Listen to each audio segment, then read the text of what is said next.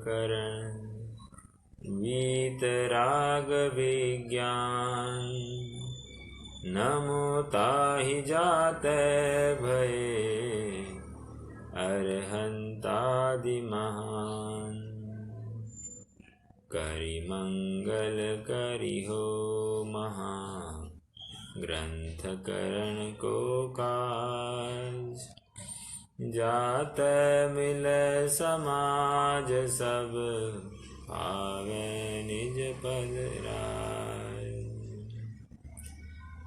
इस भव के सब दुख निको कारण मिथ्या भाव तिनकी सत्ता नाश करी प्रगट मोक्ष उपाय।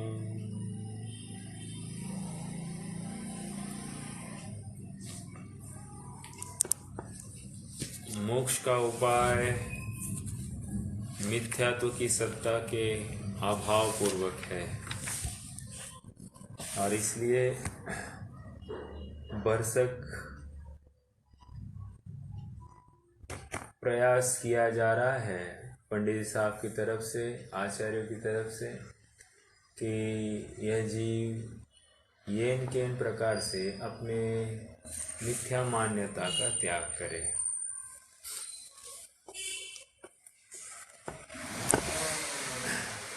एक विलियम शेक्सपियर का एक कथन है, some people are born great, पहला कथन। दूसरा कथन कहते हैं some people greatness is imposed upon. और तीसरी बात some people are those who achieve greatness.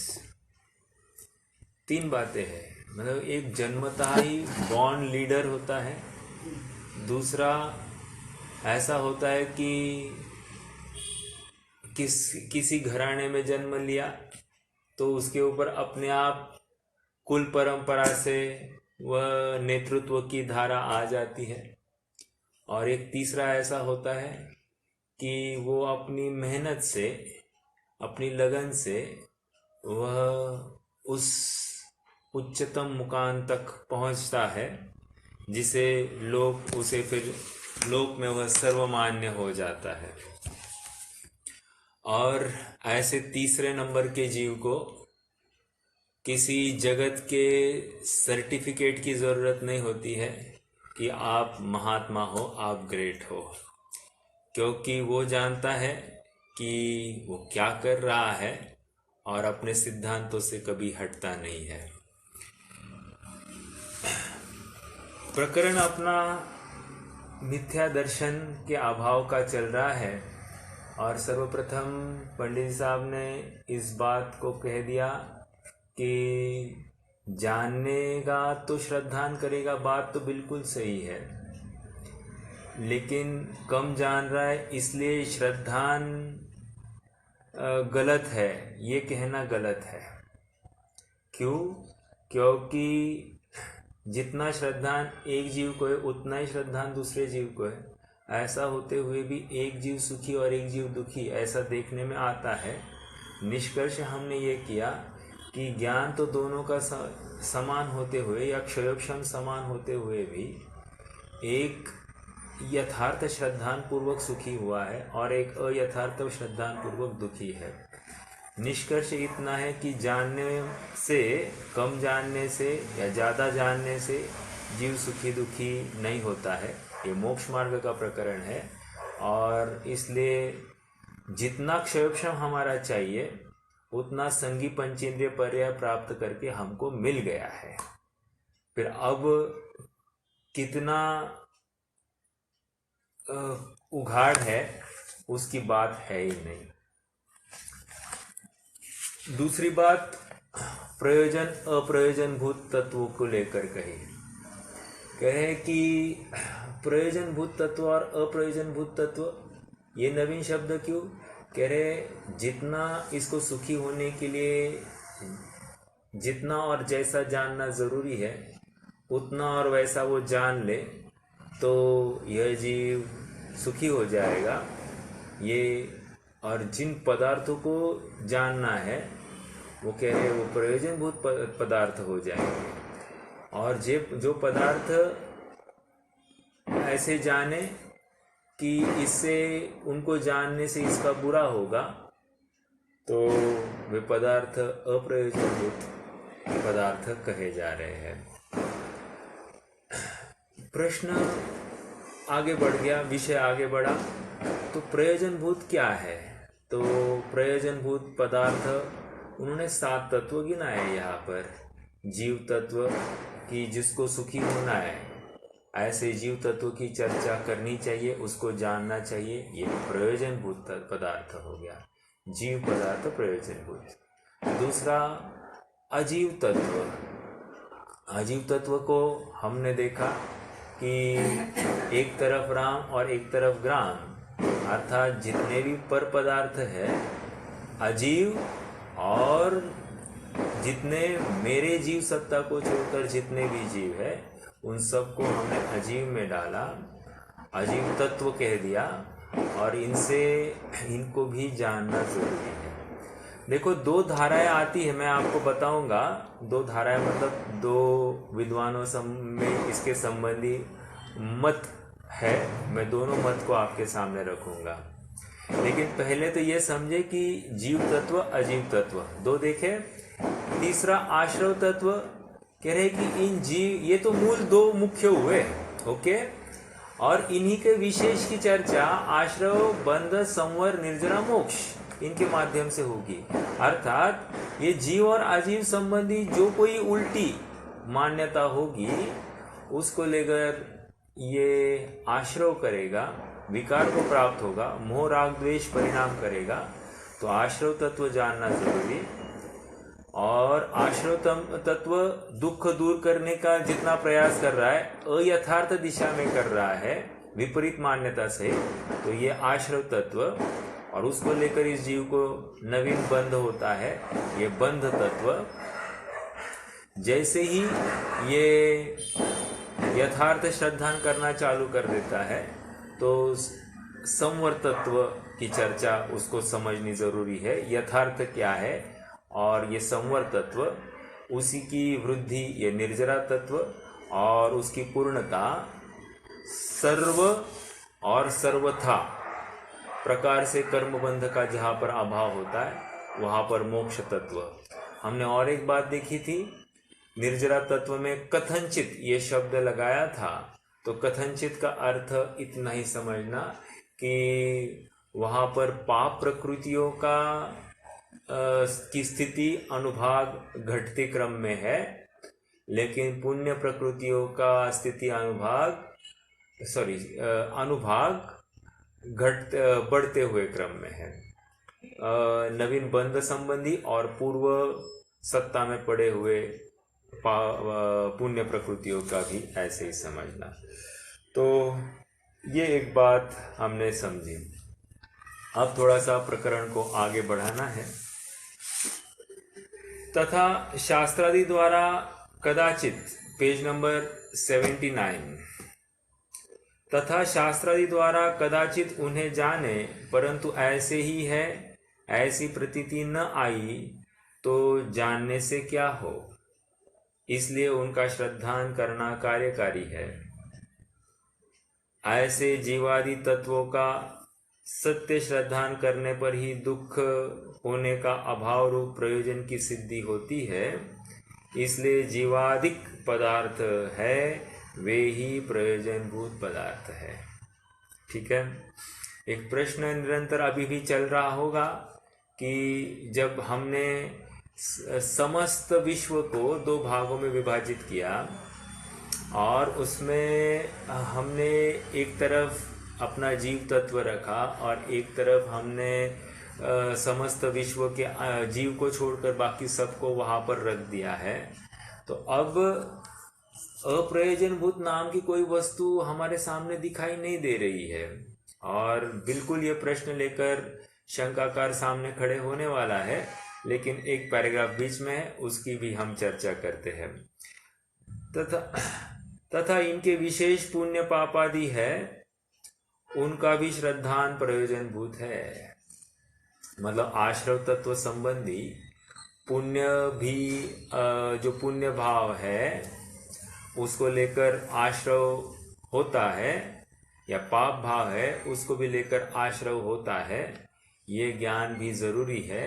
इसलिए आश्रव का ही विस्तार हमको पुण्य पाप आदि रूप दिखाई दे रहा है, क्योंकि सामान्य से विशेष बलवान है। सामान्य शास्त्र तो न्यूनम विशेषो बलवान भवेत। कोई भी चीज समझानी है तो उसके विशेष का जितना डेप्थ में जाएंगे उतना वस्तु समझने में क्रिस्टल क्लियर हो जाती है, और इसलिए विशेष सामान्य से बलवान कहा जा रहा है। इसलिए इनका यथार्थ श्रद्धान करने पर तो दुख नहीं होता, सुख होता है, और इनका यथार्थ श्रद्धान करने किए बिना दुख होता है, सुख नहीं होता है। आस्ति नास्ति परक कथन किया है, लेकिन कंक्लूजन इन 8 बिंदु मतलब 8 पैराग्राफ के माध्यम से ये समझाना चाह रहे हैं कि प्रयोजनभूत पदार्थ जीव, अजीव, आश्रव, बंध, संवर, निर्जरा, मोक्ष, पुण्य और पाप, ये इन सब को लेकर ये प्रयोजनभूत है, और इनको छोड़कर बाकी सब अप्रयोजनभूत है। तथा इनके अतिरिक्त अन्य पदार्थ है, प्रश्न चिन्ह है फिर से, इनके अतिरिक्त अन्य पदार्थ है वे अप्रयोजनभूत है, क्योंकि उनका यथार्थ श्रद्धान करो या मत करो, उनका श्रद्धान कुछ सुख दुख का कारण नहीं है। ओके, प्रश्न चिन्ह अभी भी खड़ा है ना। आइए आगे बढ़ते। यह प्रश्न उठता है कि पहले जीव अजीव पदार्थ कहे, उनमें तो सभी पदार्थ आ गए, ओके, उनके सिवा अन्य पदार्थ कौन रहे जिन्हें अप्रयोजनभूत कहना है। ओके, प्रश्न बहुत ही मार्मिक है। वैसे आप आगे बढ़ने से पहले और एक बात बताओ, प्रयोजनभूत और अप्रयोजनभूत ऐसे कहीं भी जिनवानी में निरूपण नहीं मिलता है, लेकिन इसके सिमिलर ऐसी कोई शब्द रचना है जिसको हम प्रयोजनभूत अप्रयोजनभूत के साथ में जोड़ सकते हैं। जैसे समयसार की 14वीं-15वीं गाथा की टीका में वहाँ पर आया कि एक सामान्य का आविर्भाव और विशेष का तिरोभाव, इसको करने से जीव अपने स्वभाव को प्राप्त हो जाता है, अर्थात उसके मिथ्यात्व का नाश होता है। ये बात वहाँ पर टीका में आई है। तो सामान्य का आविर्भाव इज नथिंग बट प्रयोजनभूत को जानना, और विशेष का तिरोभाव इज नथिंग बट अप्रयोजनभूत का त्याग देना। ओके, ये एक बात हो गई। थोड़ा सा अब इस प्रकरण की तरफ थोड़ा विचार करते हैं। देखिए, आपके सामने एक नींबू दिया गया है और आपको बताया गया है कि ये नींबू आपके लिए प्रयोजनभूत है, अर्थात आपका जो स्वास्थ्य है ये नींबू बनाए रखेगा, और आपको स्वास्थ्य की जो कोई कमी है ये नींबू के माध्यम से पूर्ण हो जाएगी। तो क्या हुआ, नींबू हमारे लिए प्रयोजनभूत हो गया, ऐसा लग रहा है। लेकिन फिर उसमें अप्रयोजनभूत की बात क्या रही? कह रहे अप्रयोजनभूत की बात है क्या है, थोड़ा विचार करना। देखो, जब नींबू बताया गया है तो उस नींबू में कुछ बीज है, वे बीज हमारे स्वास्थ्य के लिए घातक है, तो उन बीज को छोड़कर उस नींबू का सेवन करना हमारे लिए प्रयोजनभूत है। तो जिस प्रयोजन की भूत की बात कर रहे हैं उसी प्रयोजनभूत में कुछ अप्रयोजनभूत है, तो वस्तु में से ही कोई प्रयोजनभूत निकालना है और उसका ग्रहण करना है, जिसको लेकर जीव सुखी होगा। और वस्तु में जो अप्रयोजनभूत वाला पार्ट है उसका त्याग देना है, जिसको लेकर जीव आज तक दुखी हो रहा था। ओके, आप कहोगे उदाहरण के अनुसार हम तो बीज तो खाते ही नहीं है, तो बीज खाते नहीं तो हम प्रयोजनभूत ले रहे। देखो, उदाहरण होता है, उदाहरण के माध्यम से सिद्धांत समझा जा रहा है। सिद्धांत भी इसी प्रकार है। हमारे सामने जो जीव अजीव पदार्थ झलक रहे हैं ज्ञान में, ज्ञान का गेय बन रहे हैं, उनमें भी हम जीव को ग्रहण करें, ये तो बात समझ रहे हैं। लेकिन जब भी ग्रहण करते हैं तो हम क्या करते हैं, ये शरीर के आश्रित जो जीव है, जो एक क्षेत्रावधारूप अवस्था को प्राप्त हुआ है, ऐसे समान जाति द्रव्य पर्याय को ही जीव मानते हैं और उस पर्याय को ही जीव रूप ग्रहण कर रहे हैं। और यही हमारी मूल में भूल है। अर्थात जैसी ग्रहण करनी चाहिए थी प्रयोजनभूत तत्व के अनुसार, वैसे हम उस वस्तु को ग्रहण नहीं कर रहे हैं, यही तकलीफ हो रही है। एक प्रश्न और फिर भी खड़ा हो रहा है। क्या खड़ा हो रहा है कि सारे चीजें आपने प्रयोजनभूत में डाली, तो अप्रयोजनभूत कहने की बात क्या है? तो इसका समाधान इतना ही है, जितनी चीजें अभी हमारे ज्ञान का गेय है, उनका विभाजन हम प्रयोजनभूत अप्रयोजनभूत में कर सकते हैं। लेकिन जो चीजें हमारे ज्ञान का गेय नहीं है, वे तो अप्रयोजनभूत ही है। इन द सेंस, उनको नहीं जानने से हमारा नुकसान नहीं होगा, तो अप्रयोजनभूत हो गई। और जिस दिन जानेंगे उस दिन उनको कौन से खाते में डालेंगे? उस दिन उनको अप्रयोजनभूत के खाते, अजीव तत्व प्रयोजनभूत में लेंगे, लेकिन उनको अजीव तत्व के खाते में डालेंगे। मैं फिर से बात दोहराता हूँ, आप थोड़ा सा उपयोग देकर सुनना। देखिए, आज हम मेरू पर्वत को हमने देखा ही नहीं ना सुना है, फॉर एग्जाम्पल। ओके, तो मेरू पर्वत आज हमारे लिए क्या है? अप्रयोजनभूत में है। जिस दिन हम मेरू पर्वत को जिनवानी में पढ़ेंगे, उसका कोई आकार प्रकार का ज्ञान करेंगे, तो और उसमें फिर सोना है, चांदी है, रत्न है, आदि आदि सब जानेंगे, तो ये अब जानना हो गया। ओके, जब जाना, अब वो अप्रयोजनभूत तो रहा ही नहीं, लेकिन अब उसको हम लेंगे प्रयोजनभूत तत्व में। प्रयोजनभूत तत्व में कहाँ लेना है?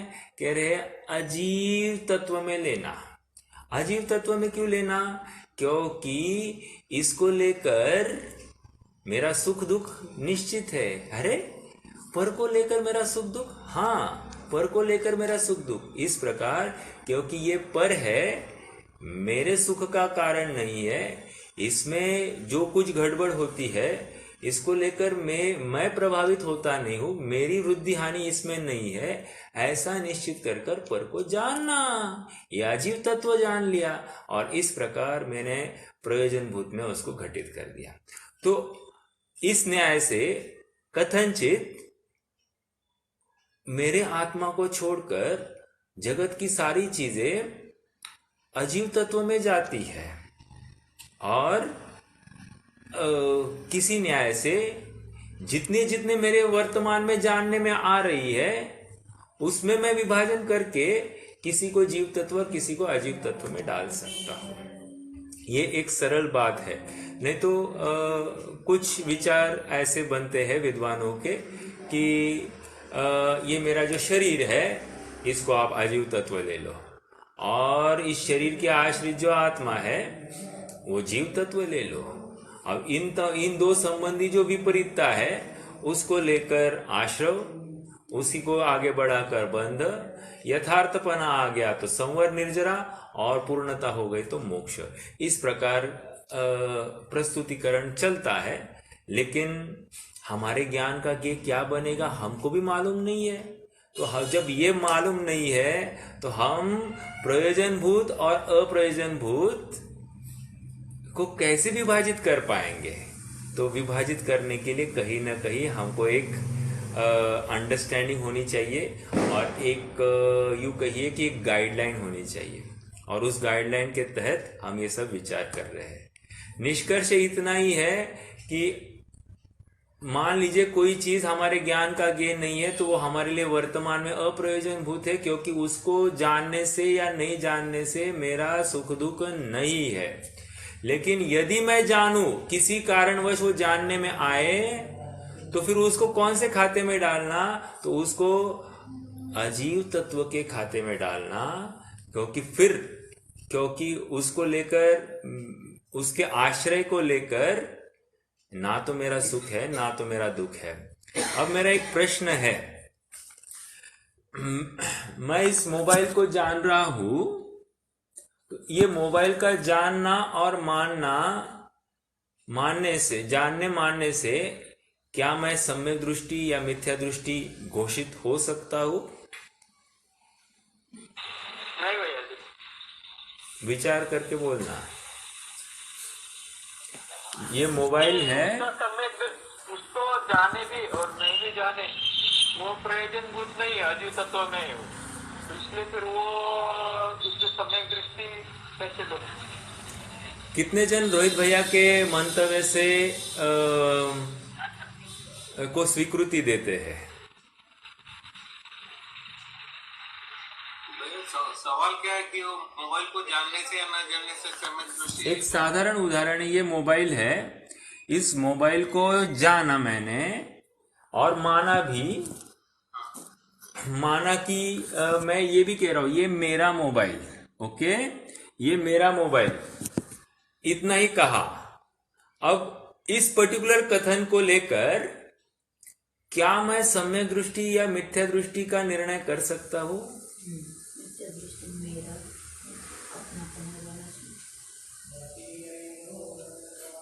दूसरा प्रश्न करता हूं, ज्ञानी जीव है कोई, मैं अभी थोड़ा सा उल्टा लगाता हूं, ज्ञानी जीव है, राम का जीव है, राम अपना परिचय किस रूप में देते होंगे?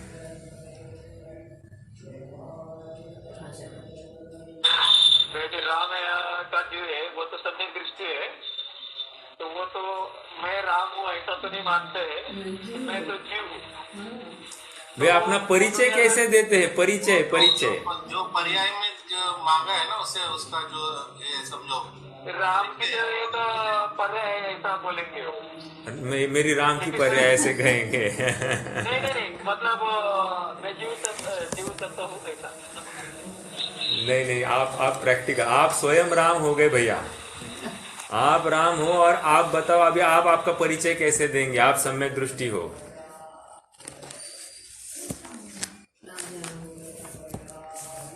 थर्ड पर्सन पे नहीं लगाना, स्वयं पे लगाना, मैं सम्यक दृष्टि, अब आपका परिचय कैसे देंगे? मैं तो सम्यक दृष्टि है, वो तो ऐसे ही बोलेगा ना कि नहीं, ऐसा देखो, वैसे तो मैं सम्यक दृष्टि हूँ, इसलिए हूँ तो मैं जीव तत्व, लेकिन लोग में मुझे रोहित बोलते हैं। नहीं, लेकिन उसके मानने में तो ऐसा नहीं है ना कि मैं राम हूँ करके, उसके मान्यता में ऐसा नहीं। बात वही है। हाँ बोलिए।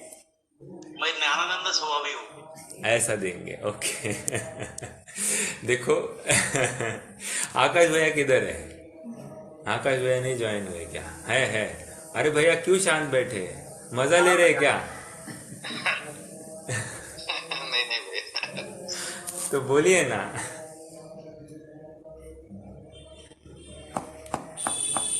नहीं, एक बार रिपीट करिए, एक्चुअली गेस्ट आए थे इसलिए मैंने सुना नहीं।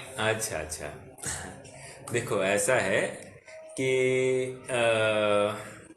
मैं सम्यक दृष्टि हूँ, एग्जाम्पल है, सम्यक दृष्टि अपना परिचय कैसे देगा? या ये मैं सम्यक दृष्टि हूँ और ये मेरा मोबाइल है, तो ये मेरा मोबाइल है, मैं बोलूंगा कि नहीं बोलूंगा? और ये बोलते हुए मेरे सम्यक में बाधा है या नहीं है? वो मेरा मोबाइल ऐसा बोलेगा, लेकिन उसकी मान्यता में नहीं है, व्यवहार तो उसको बोलना पड़ेगा। हाँ, अब थोड़ा ठिकाने पे आ गया बोलना, पहले कुछ अलग अलग बोल रहे थे। तो जवाब इतना ही है, ये बोलेगा ये मेरा मोबाइल है, और इसीलिए तो सीता के लिए लड़े कि नहीं लड़े, तो मेरी सीता जानकर लड़े कि नहीं जाने लड़े, तो उस समय मिथ्या दृष्टि हो गए क्या? सम्यक दृष्टि ही है। इसका मतलब ये इसको जानना और इसको अपना कहना ये मिथ्यात्व का कारण नहीं है। उसमें रुचि भाव, अपनत्व भाव जो है या अहमपना कहा है, उसके अनुसार उनका मिथ्यात्व या सम्यक्त्व घोषित करेगा। निष्कर्ष इतना ही है कि परद्रव्य को अपना कहना ये सर्वथा मिथ्यात्व नहीं होता, और परद्रव्य को अपना कहना ये सर्वथा सम्यक्त्व भी नहीं होता। Conditions apply.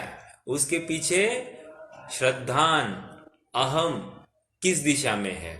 अगर अहम परद्रव्य के साथ में ऐसा कह रहा है तो 100% मिथ्यात्व, और अगर अहम स्वद्रव्य में है फिर भी परद्रव्य को अपना कह रहा है तो वहां तो लौकिक बोली भाषा चलती है, और यहां पर फिर मिथ्या दृष्टि नहीं है। कहने की बात यह है कि परिचय में कुछ फर्क नहीं। जैसे हम परिचय देते हैं ना, वैसा ही वो परिचय देगा। परिचय में कोई फर्क नहीं होता है। वहां तो श्रद्धान में फर्क है, अपनत्व में फर्क है। ये महत्वपूर्ण बिंदु हमको समझना है। इतनी बात हमने क्यों की? इतनी बात इसलिए कर रहे हैं क्योंकि हम प्रयोजनभूत और अप्रयोजनभूत को आइडेंटिफाई करने की कोशिश कर रहे हैं। प्रयोजनभूत पदार्थ क्या है, अप्रयोजनभूत पदार्थ क्या है, क्योंकि पंडित साहब ने प्रयोजनभूत पदार्थ के नाम नहीं बताए हैं और अप्रयोजनभूत पदार्थों के नाम नहीं बताए। डायरेक्टली प्रयोजनभूत पदार्थ के नाम पर 7 तत्व या 9 पदार्थ गिनाए और कह रहे इनको छोड़कर बाकी जो कुछ है वो अप्रयोजनभूत है। बुद्धि अभी भी बनी रही है क्योंकि प्रयोजनभूत में सारे विश्व को उन्होंने गर्भित किया है, 6 द्रव्यों को वहीं पे ले लिया। तो अब अप्रयोजनभूत कहने वाली ऐसी वस्तु हमको दिखाई नहीं दे रही है। तो पंडित साहब कह रहे हैं कि हमने जो प्रयोजनभूत दिखाया है आपको, उसी में से अप्रयोजनभूत हटाकर प्रयोजनभूत लेना है। ये आपकी दृष्टि डिसाइड करेगी, और वो यथार्थ दृष्टि होगी तो ही आप पदार्थ को यथार्थ रूप से ग्रहण करके उसका आश्रय लेकर आप सम्यक्त्व को प्राप्त हो जाओगे। थोड़ा सा प्रकरण को पढ़ते हैं और कुछ विशेष है तो चर्चा करेंगे। पेज नंबर 79 बीच में यह प्रश्न उठता है कि पहले जीव अजीव पदार्थ कहे, उनमें तो सभी पदार्थ आ गए, उनके सिवा अन्य पदार्थ कौन रहे जिन्हें अप्रयोजनभूत कहा? देखिए, पहले के जमाने में ना टीवी था ना कुछ था, तो उस समय में क्रिस्टोफर कोलंबस उसने अमेरिका ढूंढी ना, और वास्को ड गामा ने भारत, ऐसा कुछ है ना। हाँ, कोलंबस ने अमेरिका, वास्को ड गामा यहाँ पर आया। तो कह रहे क्रिस्टोफर कोलंबस जब वहां पर पहुंचा, उसके पहले तक अमेरिका नाम की कोई वस्तु थी क्या? थी, लेकिन कोई परिचित था क्या? नहीं। तो उस समय में उनके सामने जो प्रमेय थे उनमें ही प्रयोजनभूत अप्रयोजनभूत का विभाजन या फिर जीव अजीव का विभाजन कर सकते थे, राइट। लेकिन जब अमेरिका का इन्वेंशन हो गया, अमेरिका को जानकर सम्यक दृष्टि के लिए, मैं अभी सम्यक दृष्टि कर रहा हूं, सम्यक दृष्टि के लिए क्या फर्क पड़ गया? अर्थात उसको मात्र उस अमेरिका का जानना या तो जीव तत्व या अजीव तत्व में डिवाइड करना है। यदि उसको जीव तत्व में ले ले, ये मेरे लिए हितकारी, तो मिथ्या दृष्टि। और यदि ये मेरे लिए ना हित का कारण ना अहित का कारण है, ये तो अजीव तत्व है, तो इसको लेकर मेरा सुख दुख नहीं है, ऐसा निर्णय कर दे, तो अमेरिका का जानना प्रयोजनभूत और प्रयोजनभूत अजीव तत्व में डाल दिया। ओके, ये इतना सिंपल बात है। इससे ज्यादा डिफिकल्ट मैं नहीं बना सकता या इतने इससे इजी भी नहीं बना सकता। ये इस प्रकार से है।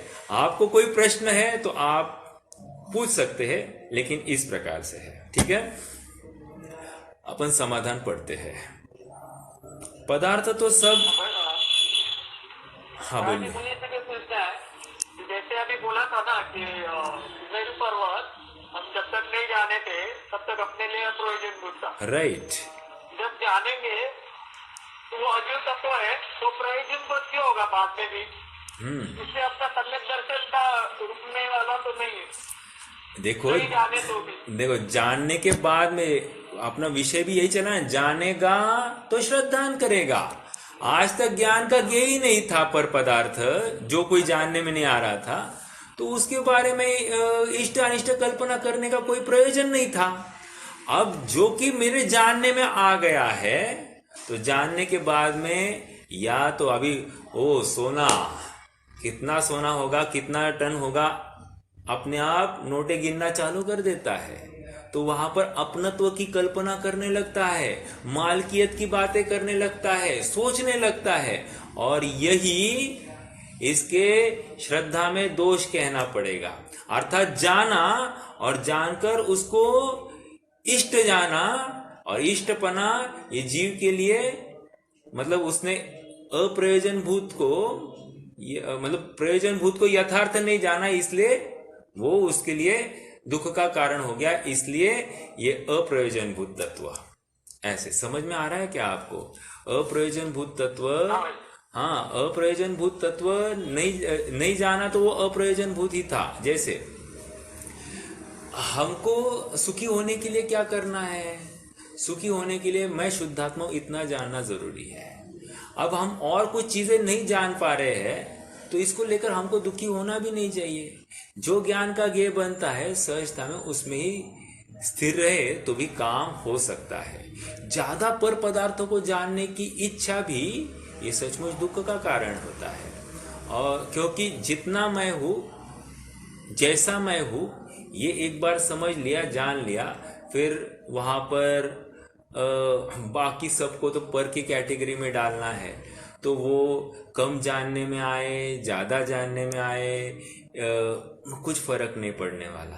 तो इसको लेकर उनको तो डालना तो अजीव तत्व में, अगर जब जानने में आएंगे तब। इसलिए वे अप्रयोजन भूत कहे, क्योंकि उनको लेकर मेरा सुख दुख नहीं है, इसलिए अप्रयोजन भूत। हालांकि यहाँ पर अप्रयोजन भूत, प्रयोजन भूत की परिभाषा क्या दी है? जिनको जानने मानने से यह जीव सुख को प्राप्त होगा, उसको प्रयोजन भूत कहेंगे। और जिनको जानने मानने से यह जीव दुख को प्राप्त होगा, उसको अप्रयोजन भूत कहते हैं। निष्कर्ष इतना है कि पदार्थ वही है, उसको गलत जाना तो उसको अप्रयोजन भूत कहेंगे, जाना माना, ओके। और उसको यथार्थ जाना माना तो फिर उसी को प्रयोजन भूत कहेंगे। बस इतनी बात है भैया। मतलब कोई इसमें ज्यादा खींचातानी नहीं होनी चाहिए।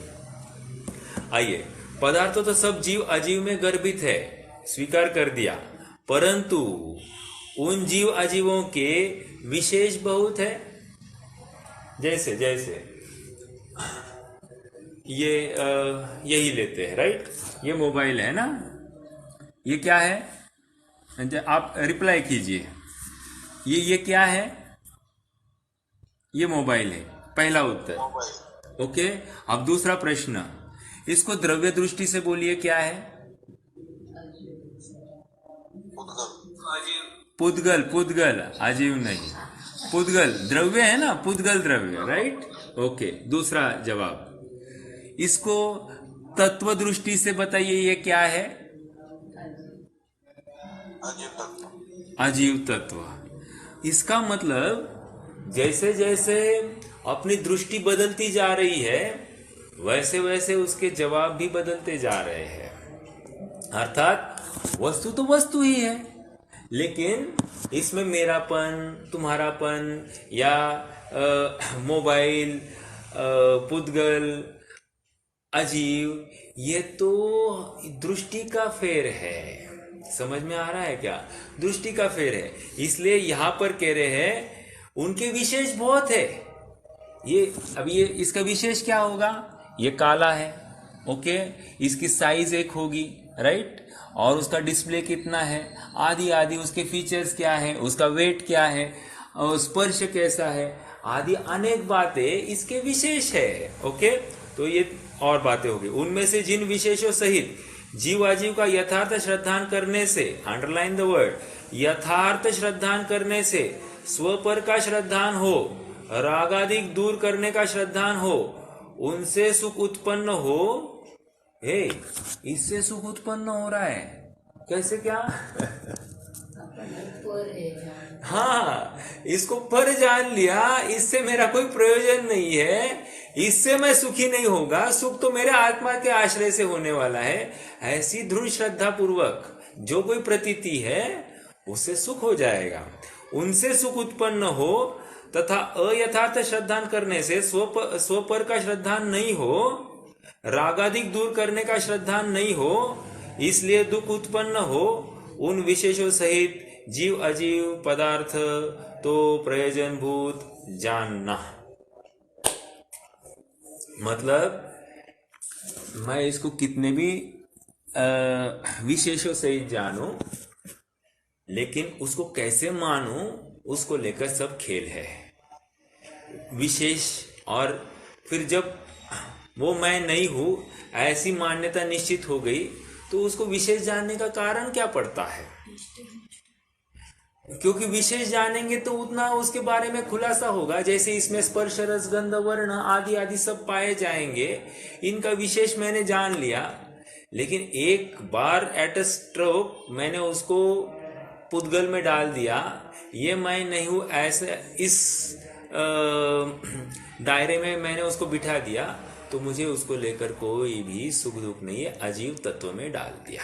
ओके, तो ये जीव तत्व और अजीव तत्व, इनका यथार्थ श्रद्धान करने से यह जीव सुखी होता है, और इनके संबंधी जो कोई विपरीत श्रद्धान होगा उसको लेकर जीव दुखी होगा।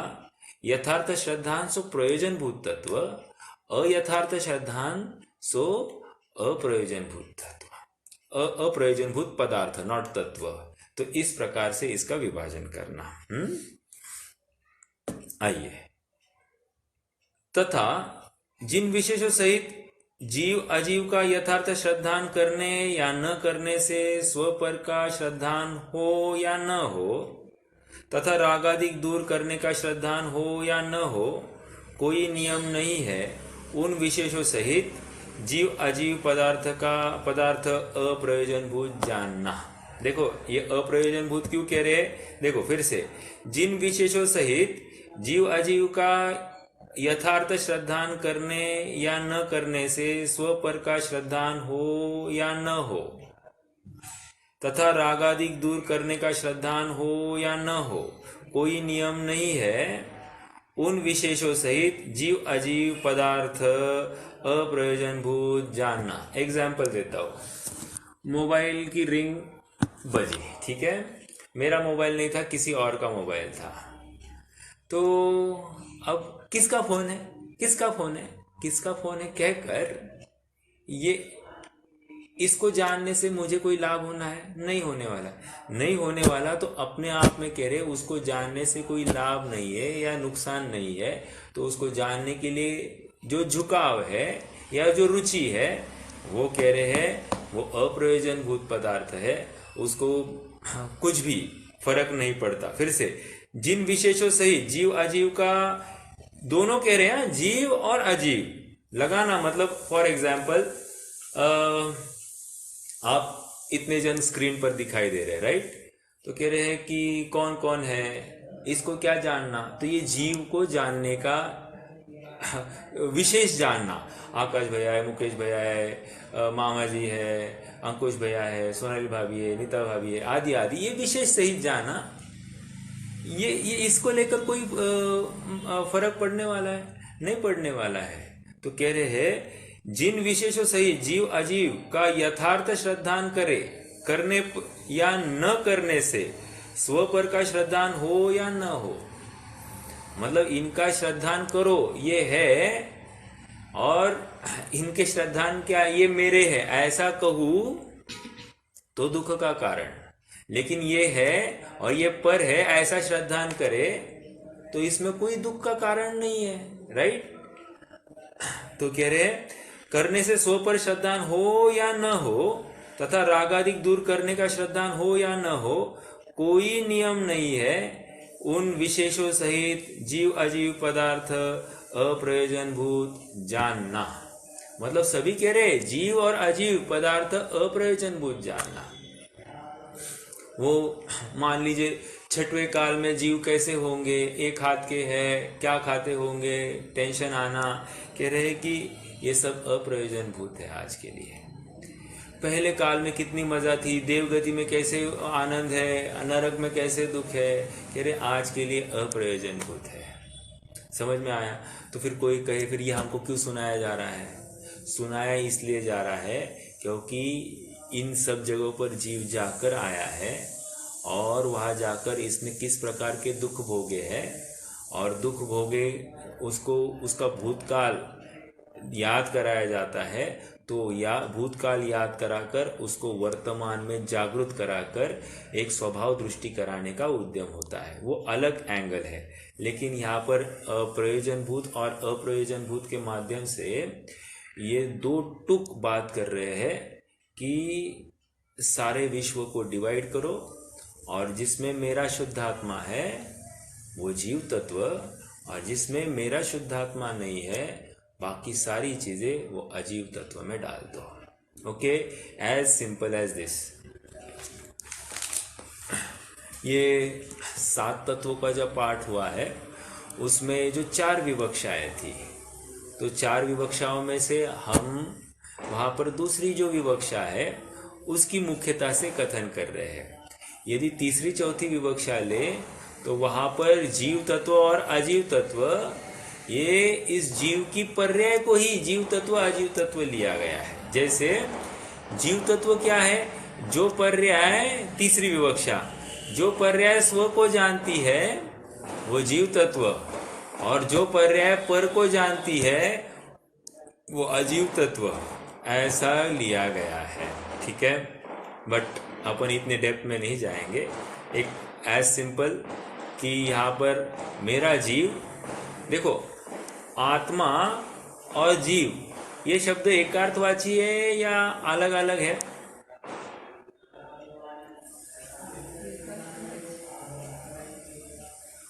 एकार्थवाची। एकार्थवाची लग रहा है। ओके, किसी अपेक्षा से यह अलग भी है। जैसे आत्मा मतलब मेरा जीव, और जीव कहेंगे तो समस्त जीव राशि, ऐसा होता है। तो जब जीव कहते हैं तो जीव द्रव्य की तरफ संकेत होता है, और आत्मा जब कहते हैं तो वो जीव तत्व की तरफ संकेत होता है। ठीक है, आइए थोड़ा सा बढ़ते हैं आगे। तथा उन, ये हो गया। जैसे अब उदाहरण दे रहे, उदाहरण थोड़ा समझना। जैसे जीव और शरीर का चैतन्य मूर्तत्वादि विशेषों से श्रद्धान करना तो प्रयोजन भूत है। फिर से जीव और शरीर का, जीव का कैसे श्रद्धान करना? चैतन्य से। और शरीर का कैसे श्रद्धान करना? अचैतन्य को। मूर्तत्वादि कहने की अपेक्षा अचैतन्य ज्यादा योग्य था। फिर भी चलो, अमूर्तत्वादी विशेषों से श्रद्धान करना तो प्रयोजन भूत है। और मनुष्यादि पर्यायों का तथा घटपटादि का अवस्था आकारादि विशेष से श्रद्धान करना अप्रयोजन भूत है। इसी प्रकार अन्य जानना। क्या कह रहे हैं?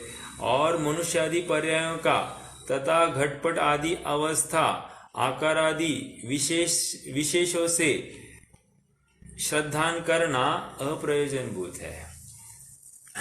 पहले तो इन्होंने एग्जाम्पल है, ये एग्जाम्पल में ये दिया है कि जीव कैसा है, एक चैतन्य मात्र, और बाकी अजीव में क्या लिया? शरीर। ओके, शरीर के साथ साथ क्या ले रहे हैं? मूर्तत्वादि मतलब शरीर को अचेतन में डाल दिया, अचेतन और उसका मूर्तिकपना आदि आदि, ये उसका आकार, ये सब विशेषों का जानना, ये प्रयोजनभूत, ये अजीव तत्व में ले लिया। ओके। और मनुष्यादि पर्यायों का तथा घटपटादि अवस्था आकार आदि विशेष से श्रद्धान करना अप्रयोजनभूत है। वो कह रहे कि बाकी इसके अलावा और कुछ जानने की जरूरत ही नहीं है। एक्स्ट्रा नॉलेज जो है वो जानने से कोई वैल्यू ऐड नहीं होगी, उसको तो पर के खाते में ही डालना है, वो अजीव के खाते में ही जानने वाला है, तो उसको ज्यादा जानने की इच्छा क्यों होना। तो इसलिए वो अप्रयोजनभूत है, इसलिए ज्यादा उपयोग को नहीं दौड़ाना। यदि जानने में आए, देखो ये जानने का रस, ये मनुष्यादि पर्यायों का तथा घटपटादि अवस्था आकार आदि विशेष से श्रद्धान करना अप्रयोजनभूत, ये एक्स्ट्रा जानकर, अभी ये घर है, ये पूतगल है, ऐसे इसको जानने से कुछ नहीं कह रहे हैं। ये जब मैंने इस देह में ही विभाजन कर दिया है, तो फिर जो देह से एक में एक नहीं है वे तो अपने आप विभक्त तो हो ही गए हैं, तो उनका विशेष जानने का प्रयोजन क्या बैठता है। वे अपने आप में अप्रयोजनभूत हो गए हैं, और भले जानना पड़े तो फिर आप उसको अजीव तत्व में डाल देना। ओके, ये इतनी बात यहाँ आ रही है। अप्रयोजनभूत है, इसी प्रकार अन्य जानना। इस प्रकार कहे गए जो प्रयोजनभूत जीवादिक तत्व, उनके यथार्थ श्रद्धान, उनके जीवादिक तत्व, उनके अयथार्थ श्रद्धान का नाम मिथ्या दर्शन जानना। मतलब जीवादिक पदार्थ, जीवादिक तत्व का अयथार्थ श्रद्धान ये मिथ्या दर्शन, और उन्हीं का यथार्थ श्रद्धान सम्यक दर्शन। ओके, तो ये प्रयोजनभूत और अप्रयोजनभूत का विभाजन यहां से हो गया।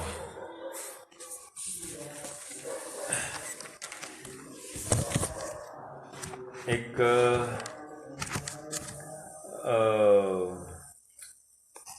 आत्ममीमांसा की एक कारिका है,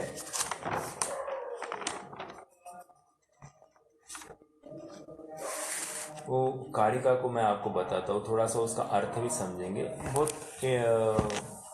इम्पोर्टेंट भी है, मतलब समझने योग्य है। घटमौली स्वर्णार्थो नाशोत्पाद स्थिति स्वीयम शोक प्रमोद माध्यस्थम जनो याति सहेतुकम। फिर से, घट मौली स्वर्णार्थो नाशोत्पाद स्थिति स्वयं शोक प्रमोद माध्यस्थम जनो याति सहेतुकम। इसका एक्सप्लेनेशन देता हूँ। कहते हैं कि एक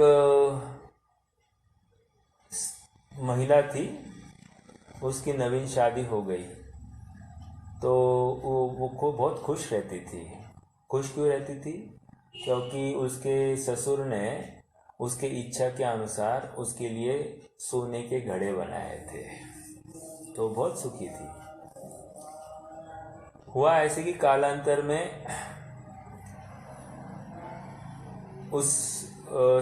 मतलब उसको देवरानी आ गई, मतलब उसका जो कोई देवर था उसकी शादी हो गई, तो देवरानी आ गई। देवरानी ने आकर ससुर जी से मांग की कि मुझे तो मुकुट चाहिए। तो ससुर ने कहा ठीक, मुकुट बना देंगे। कैसे बनाएंगे? घट को पिघाल दो और उसको मुकुट बना दो। तो क्या हो गई, देवरानी सुखी हो गई, खुश हो गई। लेकिन पहली जो महिला थी, जो जेठानी थी, वो तो दुखी हो गई। तो यहाँ पर कह रहे हैं, और ससुर का क्या होगा? ससुर क्या सुखी होंगे या दुखी होंगे? तो कह रहे हैं कि ससुर का तो कोई प्रॉब्लम नहीं है, क्योंकि ससुर को तो सोना जितना पहले था उतना ही सोना आज है, इसलिए उसको तो वो सोना देख रहा है, वो सोने की पर्याय को नहीं देख रहा है। और जो महिलाएं हैं, वो महिलाएं, एक महिला एक पर्याय के अभाव में दुखी दिखाई दे रही है और एक महिला किसी पर्याय के उत्पाद में आनंद करती हुई दिखाई दे रही है। और ससुर जो है वो मध्यस्थ या माध्यस्थ भाव से युक्त है, क्योंकि उसको तो सोना ही दिखाई दे रहा है, वो द्रव्य रूप देख रहा है, इसलिए उसको सोना ही दिखाई दे रहा है, कुछ भी फर्क नहीं पड़ रहा है। देखो मैं अब यहाँ से फिर से छंद कहता हूँ। घट, घट मतलब घड़ा, मौली मुकुट, स्वर्णार्थी, एक घटार्थी है, एक मौली मुकुटार्थी है और एक स्वर्णार्थी है, 3 जन है। नाशोत्पाद स्थिति, एक की अवस्था का नाश हुआ, घट की अवस्था का नाश हुआ, उत्पाद हुआ मुकुट की अवस्था का, और स्थिति रही सोने वाली अवस्था की, वह सुवर्णत्व की स्थिति रही स्वयं।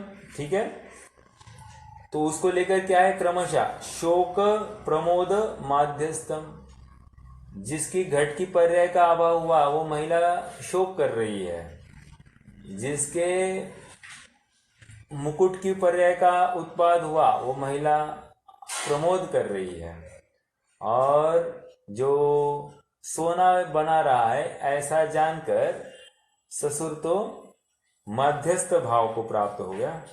जनो याति स हेतुकम, मतलब वहाँ किसी हेतु को लेकर कोई दुखी हुआ है, कोई आनंद कर रहा है, और कोई हेतु ऐसा है कि मेरा कुछ नुकसान हुआ नहीं है, तो माध्यस्थ भाव को प्राप्त होता है।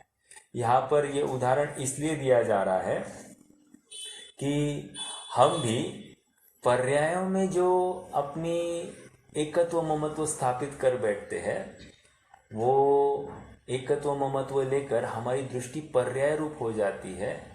हम अपने एक जीव तत्व को देख नहीं पा रहे हैं।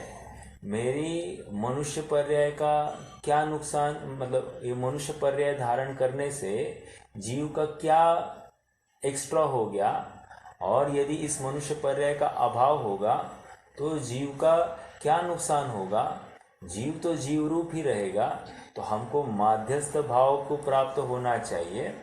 फिर चाहे वो पूर्व की घट वाली पर्याय हो या भविष्य की मुकुट वाली पर्याय हो, उसमें जीव तो जिस प्रकार सोना सोना रूप रहा, वैसे ही यहाँ पर पूर्व की कोई अवस्था हो, वर्तमान कोई अवस्था हो और भविष्य में कोई अवस्था हो, उसमें जीव तो जीव ही रहेगा, इसलिए हमको माध्यस्थ भाव को प्राप्त होना चाहिए।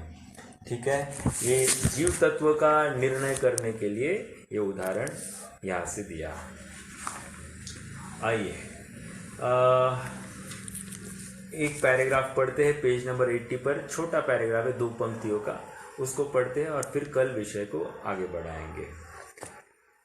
मिथ्या दर्शन की प्रवृत्ति। अब कह रहे हैं कि प्रयोजनभूत अप्रयोजनभूत पदार्थ का भी एक थोड़ा सा बैकग्राउंड दे दिया, और दूसरा पहले भी क्या है कि जानने से कोई फर्क नहीं पड़ता, श्रद्धा से ही फर्क पड़ रहा है।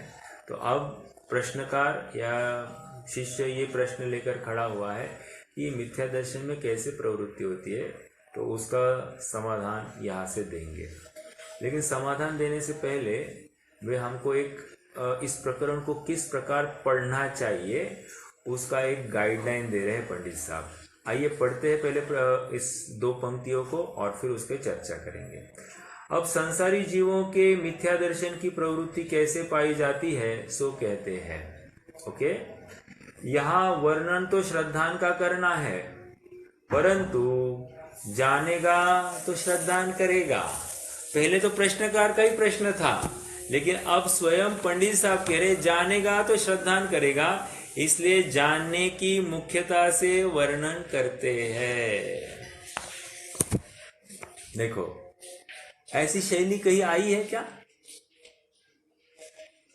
जानेगा तो श्रद्धान करेगा, इसलिए जानने की मुख्यता से श्रद्धा की बात करते हैं। मैं थोड़ा सा और खोलकर बात कर रहा हूँ।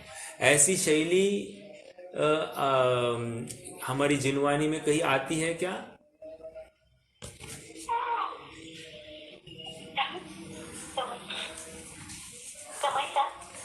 हाँ, समय सार में तो है, लेकिन कोई उदाहरण आपके ज्ञान में है? वो चौथी डाल में आया है ना, जैसे लाइट शुरू किया तो अंधेरा का नाश हो गया। हाँ, नहीं ज्ञान और श्रद्धा। नहीं, आपने समय सार की बात कही और फिर आपने छह डाला का उदाहरण दिया। देखिए चौथी ढाल में एक बात आई है, जे पूरब शिव गए अरु आगे जइए, सो सब महिमा ज्ञान तनि मुनिनाथ कहे। चौथी या पांचवी ढाल में, राइट, वो है। या फिर समय सार में एक बहुत प्रसिद्ध गाथा है, जह नाम को विपुरिसो रायाणम जानियो न सदहदी। क्या आया? जानियो न सदहदी, जह नाम को विपुरिसो, कोई नाम का कोई पुरुष है, रायाणम राजा को, क्या है, जानियो न सदहदी, जानकर फिर श्रद्धा करता है। तो जानेगा तो श्रद्धान करेगा। आ रही बात? ये समय सार की बात कर रहा हूं। ओके, ये एक बात आ गई। और कहा है समय सार में ही, भेद विज्ञानतः सिद्धा, सिद्धा ये किल केचना, अस्यैवा भावतो बद्धा, बद्धा ये किल केचना। मतलब वहां पर भी भेद विज्ञान के नाम पर, विज्ञान विशेष ज्ञान के नाम पर वो ज्ञान की मुख्यता से ही बात कर रहे हैं, समझना श्रद्धान की अपेक्षा से है। तो ये कुछ उदाहरण यहाँ है, लेकिन टेक्निकली या लॉजिकली विचार करें तो अज्ञान से सचमुच बंध नहीं हो रहा है। उसका कंट्रीब्यूशन कितना है कर्म बंध में? तो कह रहे 0% कंट्रीब्यूशन है। पूरा कंट्रीब्यूशन उस मिथ्यात्व को लेकर है। जहां पर मिथ्यात्व है फिर बाकी किसी की बात नहीं होती है। ओके, भले ही अज्ञान के साथ में मिथ्यात्व है, इसलिए उस अज्ञान को दुख रूप कहा और बंध का कारण भी कहा, लेकिन साथ है ना, इसलिए अज्ञान, वो ज्ञान अकेला हो, मिथ्यात्व के साथ में ना हो, तो शायद वहां पर फिर हमको ये बात नहीं दिखेगी। शायद नहीं, हमको नहीं दिखेगी। ओके, ये एक बात हो गई जहां पर श्रद्धा का कथन ज्ञान के मुख से किया जा रहा है। ओके, अब क्या ऐसी बात है क्या कि ज्ञान का कथन श्रद्धा के मुख से किया जाएगा? तो रत्नकर्ण श्रावकाचार्य में वहां पर तो सम्यक दर्शन को मोक्ष मार्ग का खवेटिया कह दिया, या फिर बीज के समान कह दिया कि क्या है बीज का वो, ये विद्यावृत्त संभूति स्थिति वृद्धि फलोदया न संत सती सम्यक्त्वे बीजा भावे तरोरिव। बीज के अभाव में जिस प्रकार वृक्ष की कल्पना नहीं हो सकती, उसी प्रकार सम्यक्त्व या यथार्थ श्रद्धान के अभाव में मोक्ष मार्ग का उत्पन्न होना, वृद्धिंगत होना और पूर्णता को प्राप्त होना, ये कल्पना की नहीं जा सकती। तो वहां पर श्रद्धान की मुख्यता से कथन, तो हमने समयसार गोमड़ और छह ढाला के आधार से ये देखा कि ज्ञान की मुख्यता से श्रद्धा की बात करना, और कहीं कहीं श्रद्धा की मुख्यता से ही कथन पाए जा रहे हैं। इन एंड ऑल ये ऐसे अलग अलग शैलियाँ क्यों है? अलग अलग शैलियाँ इसलिए है कि प्रोसेस क्या है, ये आगम परक दृष्टि दिखाती है। जैसे रत्नकर्ण श्रावकाचार्य की दृष्टि हमको प्रोसेस दिखलाती है, और समय सार की जो कथन शैली है यह हमको फल दिखाती है। तो दोनों अपने आप में पूरक है। कोई हम एक में ही मुख्यता और एक में ऐसा छोड़ने की बात नहीं है, दोनों अपने आप में पूरक है। तो दोनों शैलियाँ हमारे ज्ञान का ज्ञेय होनी चाहिए। ठीक है। ये यहाँ अब पंडित साहब ने जो बात लिखी है वो कह रहे हैं परंतु जानेगा तो श्रद्धान करेगा, इसलिए जानने की मुख्यता से वर्णन करते हैं। मतलब समझना क्या है, श्रद्धान करने की अपेक्षा कहेंगे जानने की तरफ से, और समझना है श्रद्धान से। मतलब मैंने कहा कि हाँ मैं आत्मा हूँ ऐसा जानना, समझना कि ये शरीर से भिन्न जो जीव तत्व है वो आत्मा है और वही आश्रय करने योग्य है, ऐसा श्रद्धान करना। ओके, तो श्रद्धान कहेंगे ज्ञान की तरफ से, समझना है श्रद्धा की तरफ से। ओके, ये इस प्रकार अपने को प्रकरण पढ़ना है। अपन क्रमशः इस विषय को कल बढ़ाएंगे। कोई प्रश्न है तो कर सकते हैं, नहीं तो आज रुकते हैं। ओम।